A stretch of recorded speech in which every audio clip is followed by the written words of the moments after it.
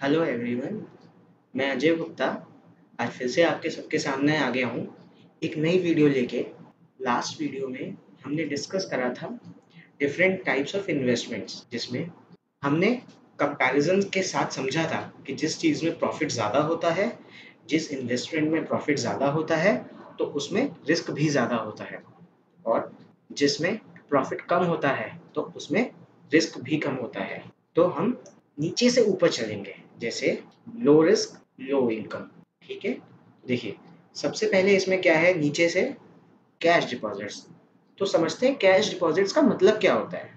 देखिए यहाँ क्या लिखा है, a cash deposit is the money you पे इनटू योर बैंक अकाउंट और सेविंग अकाउंट। मतलब कैश डिपॉजिट हम उसको कहते हैं जब आप पैसा अपने बैंक अकाउंट में या सेविंग बैंक अकाउंट में डालते हैं। अगली लाइन क्या लिखी है, देखिए, the bank then has a liability to keep the money safely and pay you it back on the terms you have agreed with that account. यानी कि बैंक की जिम्मेदारी हो जाती है, बैंक की लाइबिलिटी हो जाती है कि आपका पैसा वो सेफली रखे, सुरक्षित तरीके से रखे। और जब भी आपने अकाउंट खोला होगा तो आपने एक बैंक में अकाउंट ओपनिंग फॉर्म भरा होगा, उसमें कुछ टर्म्स एंड कंडीशंस होती हैं जो कि आप अग्री करते हैं बैंक के साथ। उस हिसाब से उन टर्म्स एंड कंडीशंस में लिखा होता है कि जो भी पैसा आप अपने सेविंग अकाउंट में या और भी किसी बैंक के अकाउंट में डालेंगे, तो बैंक उसकी लायबिलिटी लेता है कि वो उसको सेफ तरीके से रखेगा, और जब भी आप उससे मांगेंगे तो वो आपको वापस भी देगा, साथ में थोड़ी सी इनकम के साथ। ये चीज़ आपको समझ में आई। अब कैश डिपॉजिट में चार तरह के डिपॉजिट्स होते हैं, चार तरह के अकाउंट्स होते हैं। क्या होते हैं आइए देखते हैं। पहला होता है सेविंग बैंक अकाउंट, दूसरा होता है करंट बैंक अकाउंट, तीसरा होता है फिक्स्ड डिपॉजिट अकाउंट, और चौथा होता है रिकरिंग डिपॉजिट अकाउंट। ये जो दो अकाउंट्स हैं, एक saving bank, current bank account, ये हर किसी पर्सन के लिए मैंडेटरी होते हैं। सेविंग अकाउंट एक लिविंग पर्सन के लिए मैंडेटरी होता है, एक इंडिविजुअल के लिए मैंडेटरी होता है। मैंडेटरी इन द सेंस, अगर आपको मॉनेटरी टर्म्स में किसी भी पर्सन के साथ कोई ट्रांजैक्शन करनी है, वो भी लीगल वे में, तो आपको एक बैंक अकाउंट चाहिए ही चाहिए। और वही केस अगर बिजनेस के साथ है, यानी कि एक बिजनेस को किसी थर्ड पर्सन के साथ एक ट्रांजैक्शन इन मॉनेटरी टर्म्स करना है, तो वो आपको करंट अकाउंट के थ्रू करना पड़ेगा। तो आज की वीडियो में हम ये दो चीज समझेंगे कि क्या होते हैं। पहला क्या है, saving bank account. This type of account is suitable for people who have a definite income और are looking and are looking to save money. ये उन लोगों के लिए है जिनकी एक डेफिनेट इनकम है। डेफिनेट इनकम मतलब एक फिक्स्ड इनकम है, जो या तो सैलरी वाले हों या अपना छोटा मोटा बिजनेस करते हों, लेकिन और उसके साथ साथ अपना पैसा कहीं पे सेव भी करके रखते हों। ये उन लोगों के लिए बहुत ज़रूरी है। आज के ज़माने में सेविंग बैंक अकाउंट तो समझ लीजिए हर एक इंसान के लिए, हर एक व्यक्ति के लिए कंपल्सरी हो गया है। क्योंकि अगर उनको कुछ भी करना है, मान लीजिए अगर अपने बच्चे की स्कूल की फीस भी भरनी है, तो वो भी आजकल चेक के थ्रू ही जाती है, तो उसके लिए भी आपको सेविंग बैंक अकाउंट चाहिए ही चाहिए। या आपको ये चीज़ आपको समझ में आई, तो देखिए कितना ज़रूरी है एक बैंक अकाउंट खोलना।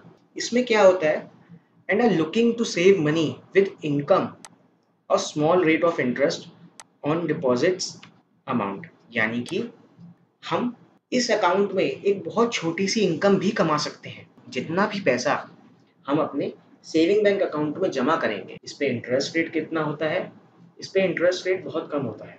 इस पे हमें साल का लगभग लगभग 3 से 3.5% के आसपास का इंटरेस्ट मिलता है, ब्याज मिलता है, जिसको कि हम सेविंग बैंक इंटरेस्ट कहते हैं। लेकिन सरकार ने सेविंग अकाउंट खुलवाने को बढ़ावा देने के लिए एक स्पेसिफिक लिमिट तक सेविंग बैंक इनकम को टैक्स फ्री कर रखा है। टैक्स फ्री मतलब एक पर्टिकुलर अमाउंट तक, एक निश्चित अमाउंट तक अगर आपका सेविंग बैंक इंटरेस्ट अर्न होता है, आप सेविंग बैंक इंटरेस्ट कमाते हैं, तो उस पर कोई भी टैक्स नहीं है। वो कितना है वो मैं आपको जब हम इनकम टैक्स के बारे में बात करेंगे मैं तब बताऊंगा। लेकिन ये बिल्कुल ही सेफ है, सिक्योर्ड है, लेकिन थोड़ा सा प्रॉफिट कम है। इस पे क्या होता है, this type of account can be open with a minimum initial deposit that varies from bank to bank. यानी कि ये अकाउंट एक बहुत छोटे से अमाउंट के साथ भी खुल सकता है, जो कि डिफरेंट डिफरेंट बैंकों में डिफरेंट डिफरेंट अमाउंट होता है। लेकिन आजकल के ज़माने में तो ज़ीरो बैलेंस अकाउंट भी खुलने लगे हैं, जो कि बहुत पॉपुलर हो चुके हैं आजकल के ज़माने में। Money can be deposited at any time in this account. In this account हम इस अकाउंट में जब चाहें पैसे जमा कर सकते हैं। And withdrawals can be made either by signing a withdrawal form और बाय इशूइंग चेक और by using N ATM card. और इसमें से, इस अकाउंट में से हम पैसा भी आसानी से निकाल सकते हैं। वो एक विड्रॉल फॉर्म के ज़रिए हो सकता है, चेक के ज़रिए हो सकता है, या एटीएम कार्ड के ज़रिए होता है। एटीएम कार्ड तो आपको सबको पता है क्या होता है। हर छोटे-मोटे चौराहे पे, हर मार्केट में ढेरों सारे एटीएम्स होते हैं, जिससे कि हम पैसा विथड्रॉ कर सकें अपने सेविंग अकाउंट से। तो देखा आपने सेविंग अकाउंट कितना सिक्योर्ड है, सेफ है, लेकिन इस पे थोड़ी-सी इनकम कम होती है हमारी। ठीक है?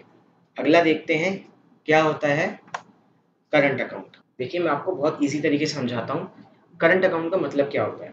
करंट अकाउंट का मतलब होता है जिस तरह से एक इंसान के लिए, एक लिविंग पर्सन के लिए, एक मनुष्य के लिए सेविंग बैंक अकाउंट होता है, ठीक उसी तरह से एक बिज़नेस के लिए करंट बैंक अकाउंट होता है। जिस तरह से एक इंडिविजुअल को, एक इंसान को अपनी मॉनेटरी ट्रांज़ैक्शन सेविंग बैंक के अकाउंट करनी पड़ती हैं, सेम उसी तरह अपनी मॉनेटरी ट्रांज़ैक्शन एक बिज़नेस करंट बैंक अकाउंट के थ्रू करता है।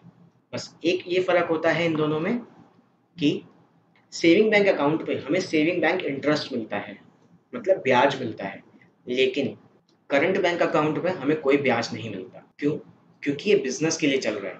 इसमें सेविंग बैंक अकाउंट में कुछ लिमिट तक ही हम पैसा जमा कर सकते हैं या निकाल सकते हैं, लेकिन करंट अकाउंट में वो लिमिट्स बहुत ज़्यादा होती हैं। हम इसमें नंबर ऑफ ट्रांजैक्शंस बहुत ज़्यादा कर सकते हैं, तो हमें इस चीज़ का बेनिफिट मिल जाता है। देखिए इसमें क्या लिखा है, banks open a current account for them like a saving bank.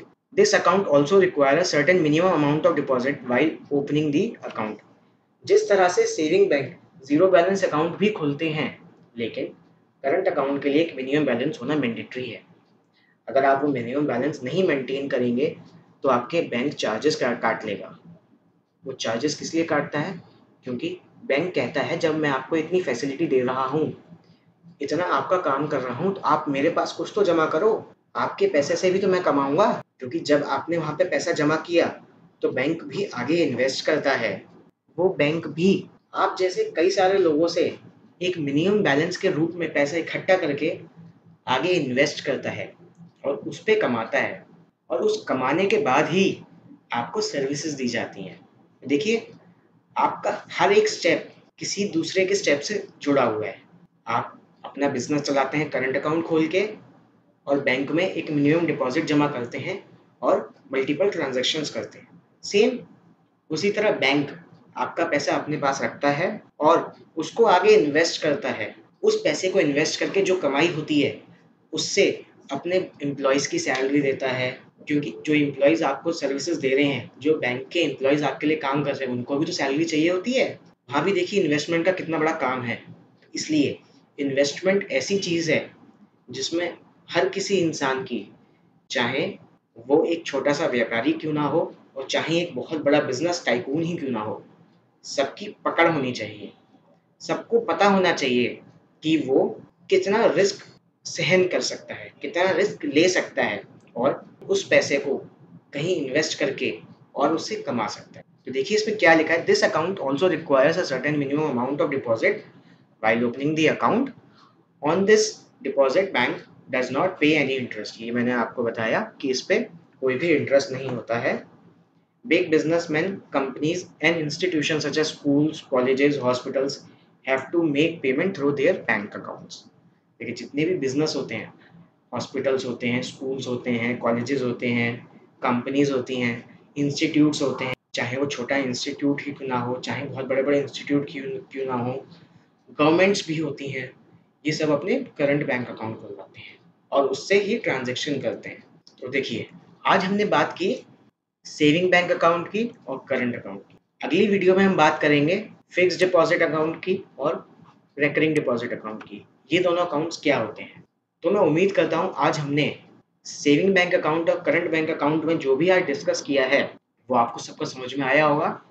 आपको डिफरेंस पता चला होगा कि सेविंग बैंक और करंट बैंक अकाउंट में क्या डिफरेंस होता है। अगली वीडियो में हम बात करेंगे फिक्स्ड डिपॉजिट और रिकरिंग डिपॉजिट के बारे में। और अगर आपको मेरी वीडियोस पसंद आ रही हैं तो आप प्लीज़ उसको ज़्यादा से ज़्यादा शेयर करें, मेरे चैनल को सब्सक्राइब करें, वीडियो को लाइक करें और बेल आइकन को ज़रूर दबाएं, क्योंकि जब आप बेल आइकन दबाएंगे तभी आपको मेरी हर वीडियो की नोटिफिकेशन मिलेगी। इसी के साथ मैं वीडियो को एंड करता हूँ। Thank you so much and please be safe और हम जल्दी ही दोबारा मिलेंगे। Thank you.